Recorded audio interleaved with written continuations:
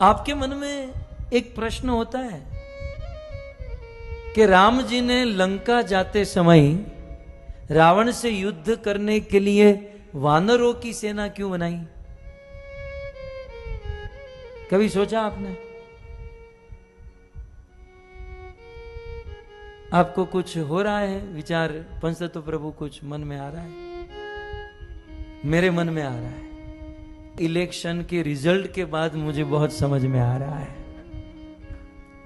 कि राम जी ने मनुष्य की सेना न बनाकर वानरों की सेना क्यों बनाई। 4 जून के रिजल्ट के बाद इतना समझ में आया कि राम जी ने अच्छा हुआ वानर की सेना बनाई, अच्छे से राम जी के साथ रहे, रावण के साथ युद्ध किए, विजय प्राप्त हुई। यदि मनुष्य की सेना लेकर राम जी गए होते ना, तो ये मनुष्य राम जी के साथ तो चलते, लंका भी पहुंच जाते, लेकिन लंका जाकर देखते हो रावण की लंका सोने की बनी है। ये सारे मनुष्य सोने की ईंट, सोने का हार उसी में रह जाते और राम जी अकेले हो जाते। यही बात नरेंद्र मोदी जी के साथ कल हुई है। सस्ता राशन चाहिए, सस्ता गेहूं चाहिए, सस्ता चावल चाहिए, उस थोड़े बहुत धन रुपये के प्रलोभन में एक साधु का साथ छोड़ दिया भारत के लोगों ने। कितना सुंदर आयोजन नरेंद्र भाई मोदी का था कि 400 से अधिक सीट आए तो आने वाले दिनों में निर्णय लेने में या परिवर्तन लाने में कठिनाई नहीं होगी। लेकिन हमारे अपने ही सनातन धर्मी हिंदू भाइयों ने, बड़े दुख का विषय है, मुस्लिम भाइयों ने 90% वोट किया और ये कहलाने वाले सनातन हिंदू धर्मी ने केवल 50-55% वोट किया। मैं आपके हाथ उंगली देखना नहीं चाहता हूं या दिखाना नहीं चाहता हूं कि हम कैसे हैं, लेकिन बड़ा दुख होता है कि हरि का एक लाल है। 70 साल के बाद कोई एक हिंदू सनातन धर्मी, सनातन धर्मों को आगे बढ़ाने वाला, भारत का नेतृत्व करने वाला, भारत को विश्व गुरु बनाने वाला एक आदमी आया और 10 साल काम करके एक मांग रखी थी कि अब की बार 400 पार, लेकिन 300 पार भी नहीं की है। आधे लोगों ने वोट ही नहीं किया और जिन्होंने वोट किया वो प्रलोभन में फंस गए। मुफ्त का राशन मिलेगा, ये मिलेगा, वो मिलेगा। अरे राशन पानी तो भाग्य की बात होती है। यह दिन दूर नहीं, यदि जनसंख्या पर नियंत्रण नहीं किया गया तो विधर्म की संख्या बढ़ेगी और यह कथा कीर्तन करना भी कठिन हो जाएगा। रात को सोए होंगे, आपके गले काटकर लोग चले जाएंगे।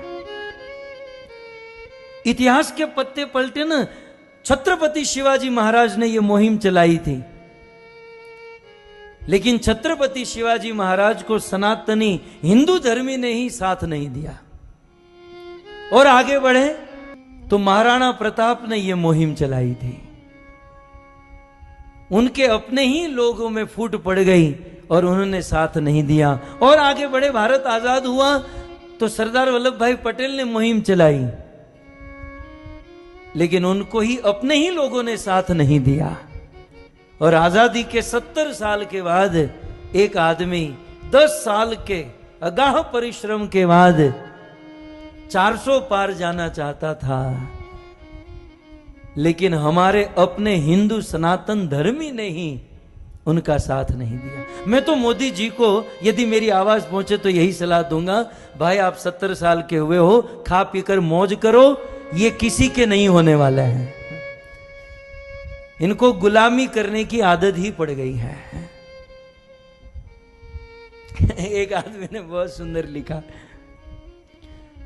कि ऐसा लग रहा था कि हिंदू जागा है। ऐसा लग रहा था पिछले 10 सालों में कि हिंदू जागा है, लेकिन कल समझ में आया जागा था बाथरूम करने के लिए, फिर सो गया।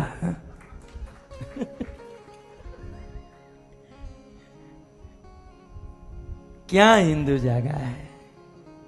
यदि बहुमत होता तो भारत का दृश्य कुछ और होता। हम अपने आप को भारतीय मानते हैं ना, तो भारत का संविधान थोड़ा बहुत जानना चाहिए, भारत का गणतंत्र हमें समझना चाहिए, और हमें हमारी जिम्मेवारी समझकर काम करना चाहिए था। लेकिन अब क्या करें, ये प्रवचन यदि 2 महीने पहले किया होता तो अच्छा था। मैं भी अमेरिका से अभी अभी आया, है? लेकिन हमें तो विश्वास था, पता नहीं ऐसा निकलेगा।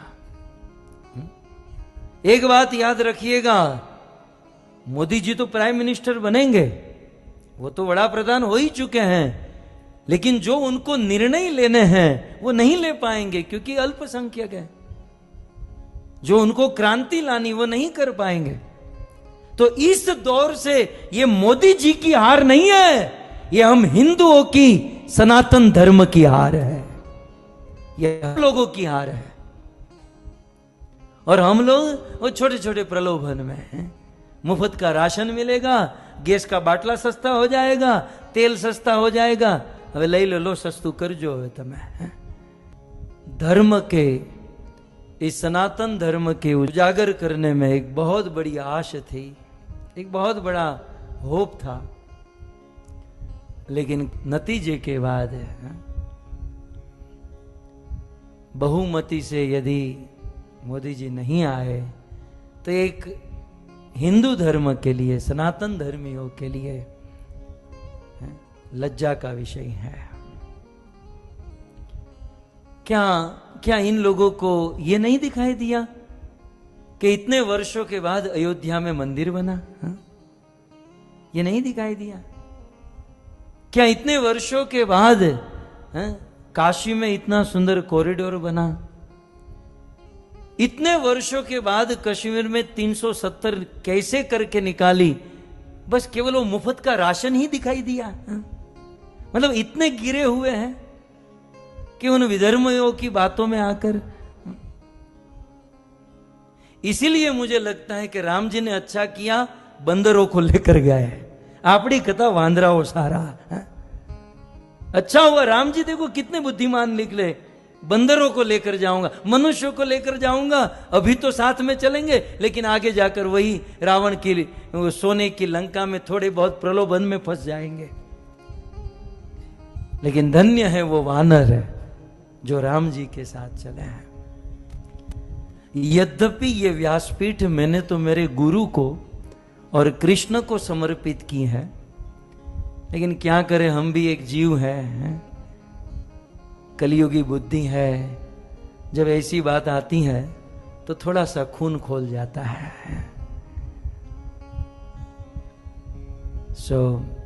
अब तो एक ही बात आती है कि भगवान बचाए इस देश को, भगवान बचाए हमारी सनातन संस्कृति को। परंतु यदि 400 पार हुआ होता तो दृश्य कुछ और हो गया होता।